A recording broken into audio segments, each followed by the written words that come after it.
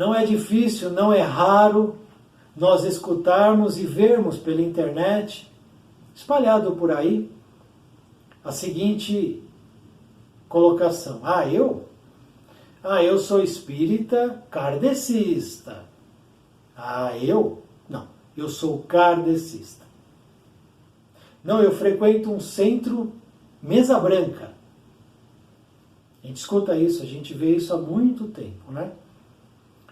Então, nesse vídeo nós vamos refletir sobre essa questão e principalmente sobre esse tema, sobre essa palavra criada pelo homem, o kardecismo. Audio Jungle.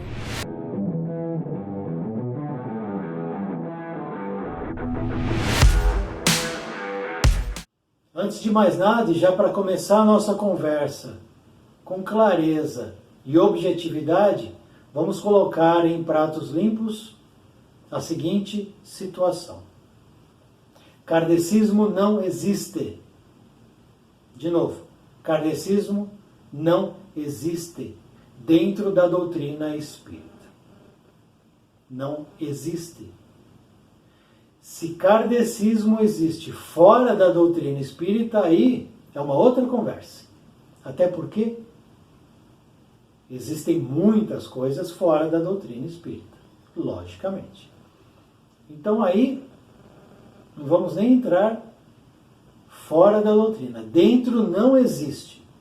É um enxerto criado por espíritas brasileiros lá atrás, no início do século XX. Teve um motivo. E esse enxerto não serve de nada, a não ser para criar dissensão, divergência, separação, ruptura, segregação. Não serve de nada. A doutrina espírita não precisa desse enxerto. Não precisa. Mas por que então que a gente insiste nisso? Sabe por quê? Porque falta seriedade. Seriedade para tratar as coisas como elas devem ser tratadas. Porque desde sempre o homem tem enxertado suas ideias, seus desejos, nas fontes imaculadas. É assim na Bíblia, é assim nos Evangelhos, é assim nas cartas de Paulo, é assim nas Escrituras. Desde sempre o homem pega aquilo que desce do alto e ele enxerta. A ideia dele, aquilo que ele acha que deve ser colocado ali, e deturpa, e transforma aquilo ao seu desejo, seja ele qual for. Então falta seriedade. Então se até hoje você usou o termo kardecista, a partir de hoje, se você deseja levar a doutrina espírita com seriedade, você não usa mais. Porque é importante que nós cuidemos de não deixar essas ervas daninhas contaminarem o todo. Cabe a nós cuidarmos de evitar que esses enxertos tragam conflitos, onde não há necessidade de haver conflito. Porque se o kardecismo existir dentro da doutrina espírita, as casas espíritas vão precisar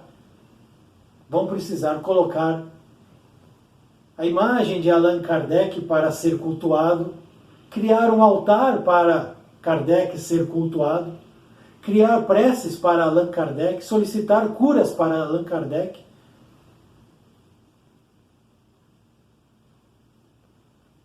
E o Espiritismo muda completamente a sua característica. Por que essa necessidade? Por que a necessidade de transformar algo que já está pronto? Kardec nos entregou pronto a codificação. Por que a necessidade de mudar? O que nós vamos ganhar com essa situação de enxertar as nossas ideias, nossos desejos em algo, em uma fonte cristalina? Até quando nós vamos agir dessa maneira? Permitindo que essa erva daninha ou as ervas daninhas, o joio, cresça junto do trigo. Porque kardecismo é idolatria. Eu sigo Kardec. É idolatria. E Kardec fugiu disso a vida inteira. Allan Kardec fugiu da idolatria, do culto ao seu nome. Francisco Cândido Xavier fugia da idolatria. Senão nós vamos ter um chiquismo.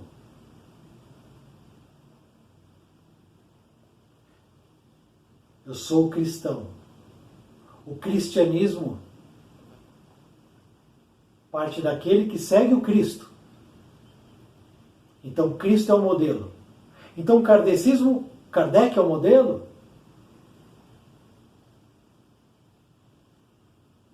Coisa que ele mesmo disse que não era.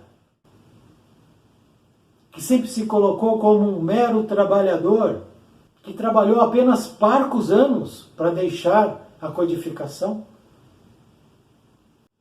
Então ele é o modelo? É o guia? Então eu vou seguir Kardec? Porque existe uma grande confusão entre estudar as obras de Kardec e seguir Kardec. Seguir. Porque as obras de Kardec, a codificação, e aí o Espiritismo, ele nos traz a possibilidade de nós pensarmos por nós mesmos. Por nós mesmos. Mas então, como é que surgiu esse tema kardecista, esse nome? É uma invenção de espíritas brasileiros. Espíritas brasileiros criaram esse nome, kardecismo. E como é que isso aconteceu? Em 1891, ocorreu a primeira Constituição. E essa Constituição definiu o que era religião e quais eram as religiões que o Estado aceitava. O Estado como sendo laico.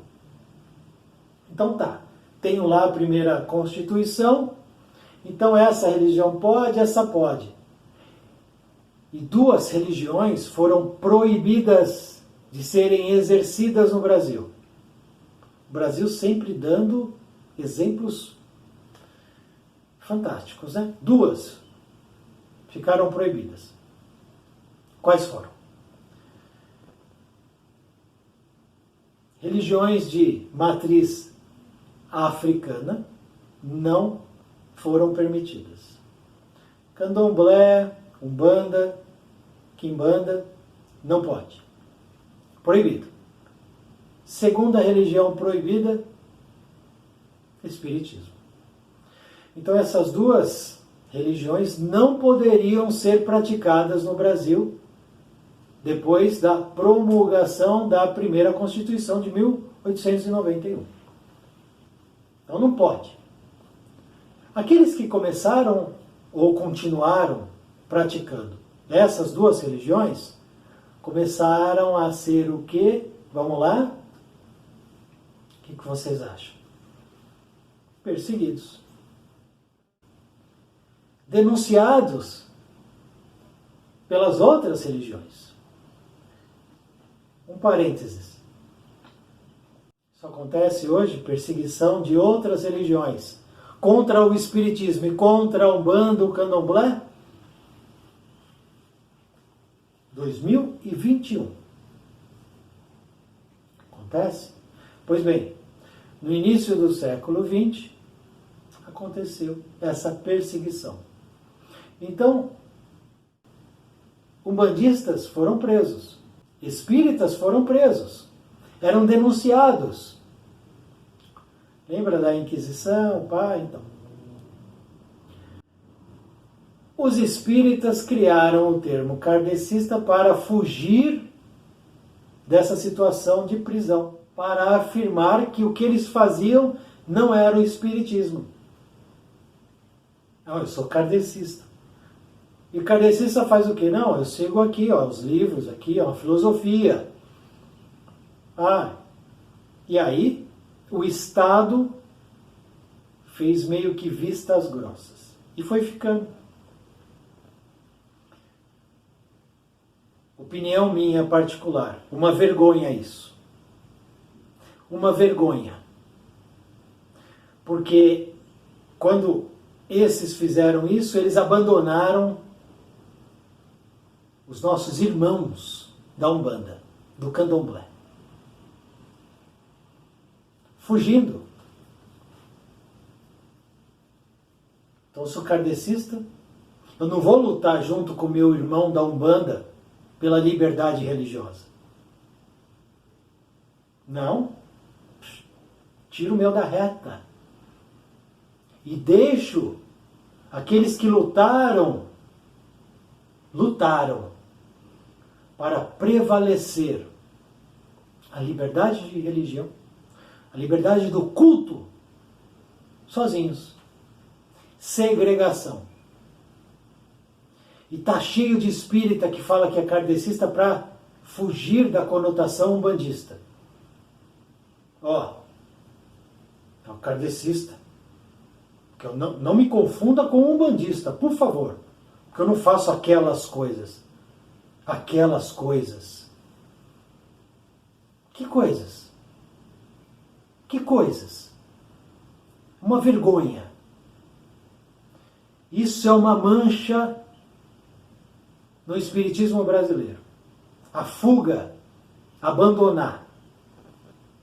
Deixar aqueles que cultuavam o umbandismo e o candomblé sozinhos. Foi o que nós fizemos. Foi o que aqueles que praticavam a doutrina espírita, não todos, mas isso está na história. Na história do espiritismo. Quando cunhou-se esse termo foi para fugir da perseguição. Claro, muitos não tiveram a intenção de abandonar os nossos irmãos da Umbanda e do Candomblé, que também são religiões espiritualistas, que têm uma matriz espiritual. Mas muitos tiveram. E, de novo, muitos hoje falam que são kardecistas para segregar, para não confundir. Espiritismo, mesma mesa branca. Que isso, gente?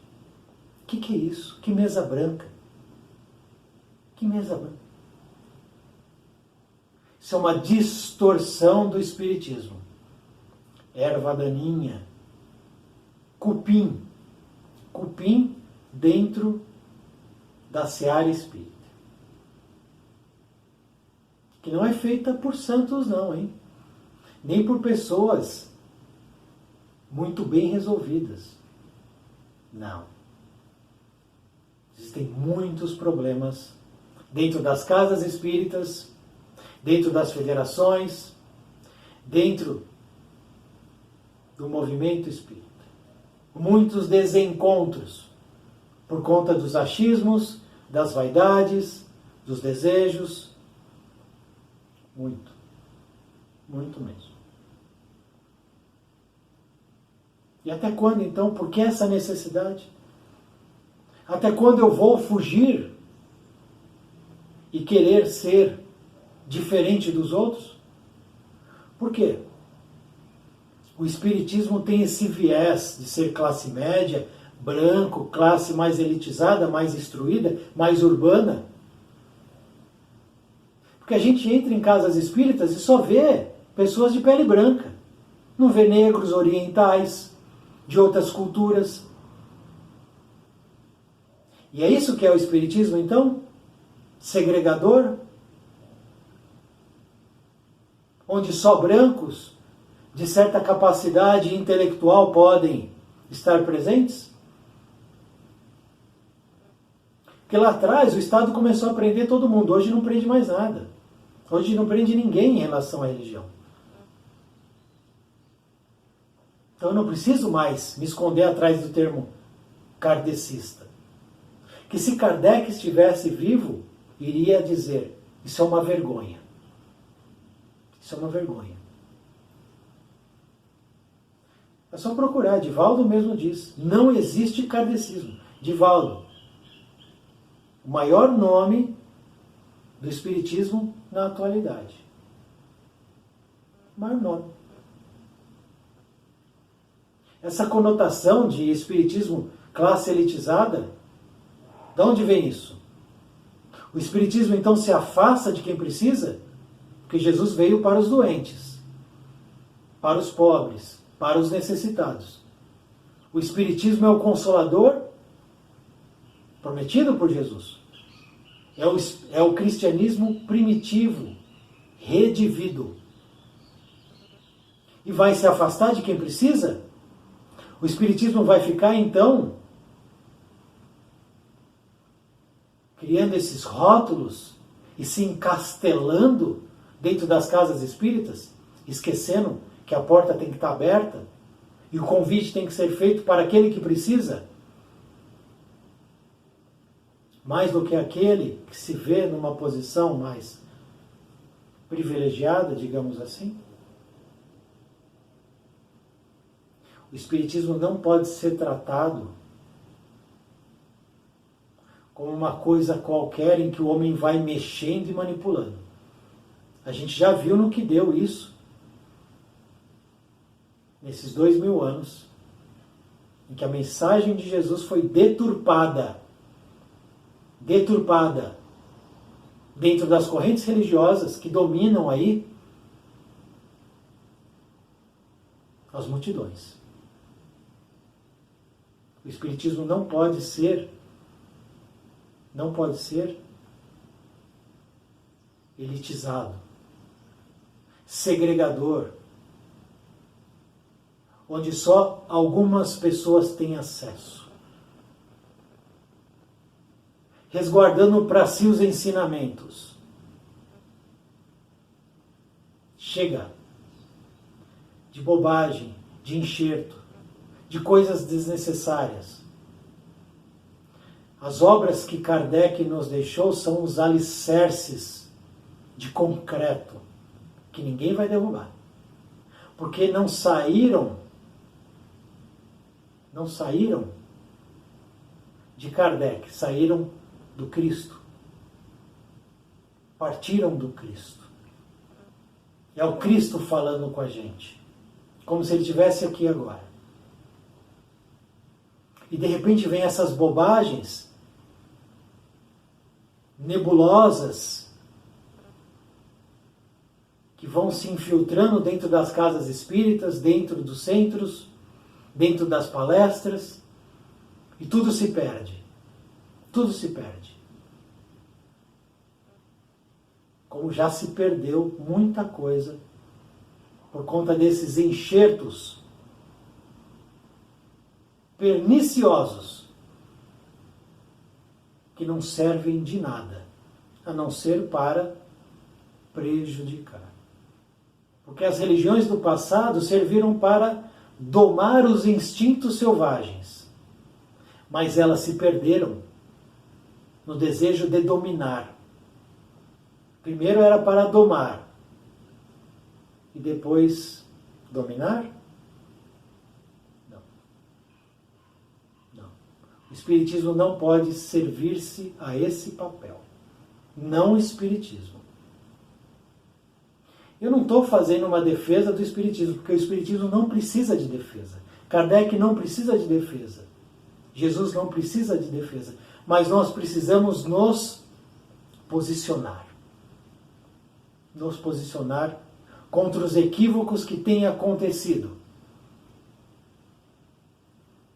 Há mais de um século, com essa história de kardecista de mesa branca,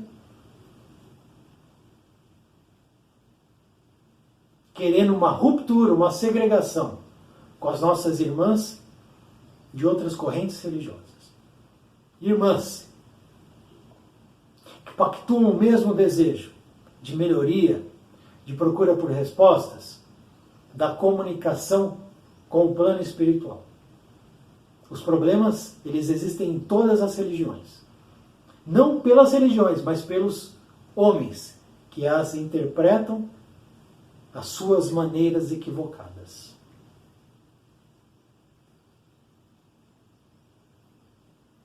Porque o católico de ontem é o espírita de hoje. A gente sabe disso. Por isso o respeito para com todas, mas precisamos cuidar da nossa casa.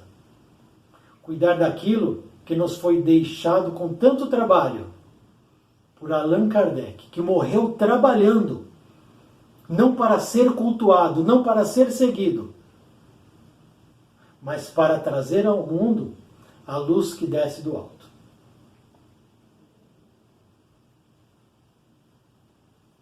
Cuidado, a partir de hoje, com aquilo que a gente diz ser. Porque por trás disso existe muita coisa que a gente não sabe. Porque o conhecimento espírita, o conhecimento da doutrina espírita, ele não se circunscreve ao próprio militante da doutrina espírita, nem às casas espíritas, não. Aliás, muito pelo contrário. A doutrina espírita exporta para fora das paredes das casas espíritas informações fundamentais que trazem esclarecimento, consolo, orientação e verdades de uma realidade inexorável. Em bases de concretude cristã, da qual o homem fanático, e o fanatismo pode estar em qualquer lugar, ele pode tentar ludibriar, pode tentar mudar, pode tentar destruir, mas nunca vai conseguir nem destruir, nem esconder as verdades que dali são exportadas. É como a luz do sol ao meio-dia, num céu sem nuvem. Essa luz ninguém consegue apagar. Muito obrigado por assistir esse vídeo, muita paz, muita luz. Salve o nosso Mestre Jesus.